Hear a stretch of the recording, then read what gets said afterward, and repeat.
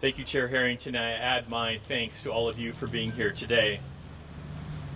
A caring community supports one another during difficult times, and I believe that's our community.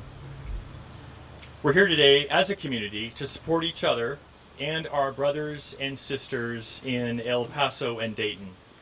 And in support of them, we declare a complete rejection of bigotry, hate, and violence, and we embrace diversity, love, and harmony. And we do this to build safer, stronger, caring communities.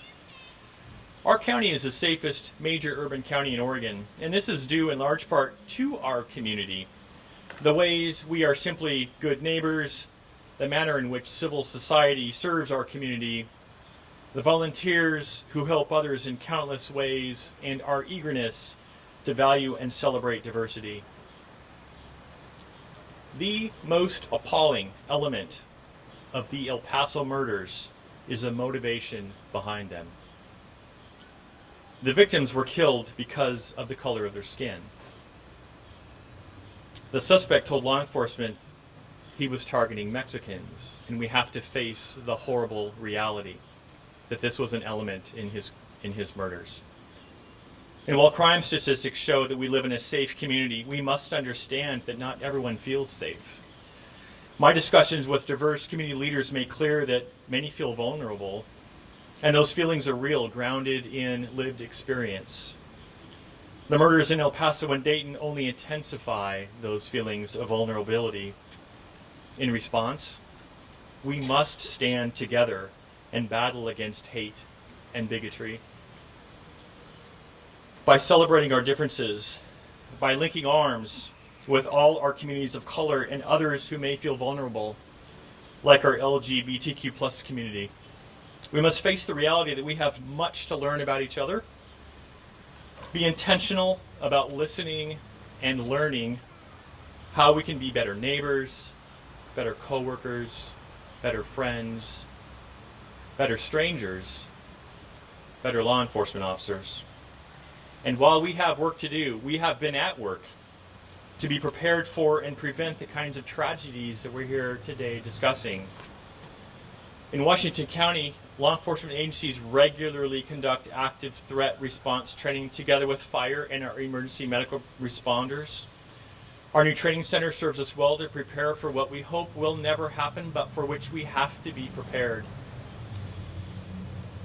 We provide training and advice to businesses, to schools, places of worship about how to prevent and unfortunately be prepared for an active threat incident. And while we in law enforcement have to be prepared for the unthinkable, we all work together to prevent it, which is why the Vision Action Network is important to our community. Like they're doing today, they bring many different voices together at the same table to confront challenging issues, some issues that can divide, but those voices also provide a path forward for healing and a future together. Innovative programs like Washington County's Civic Leaders Project identify and support tomorrow's diverse leaders to serve in all manner of community leadership roles today. And we find examples of this in our wonderful cities across our county. These cohorts, these programs involve future leaders from our Latinx community and our diverse communities across the spectrum. Regarding the group that was targeted in El Paso, the Mexican and greater Latinx community in Washington County has been an important, vibrant part of our county for many, many generations. And today they are a vital thread in the fabric of our diverse, integrated community. And our community is enriched and strengthened by the culture, the families, the ingenuity, and the values of our Latinx community.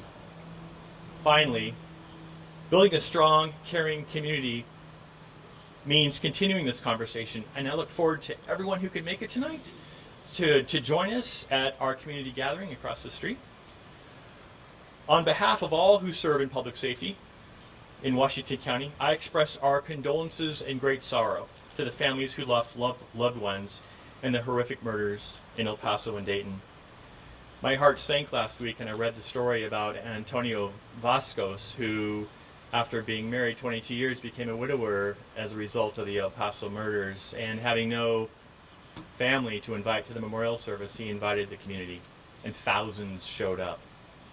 That is a caring community, and I believe that is our community as well.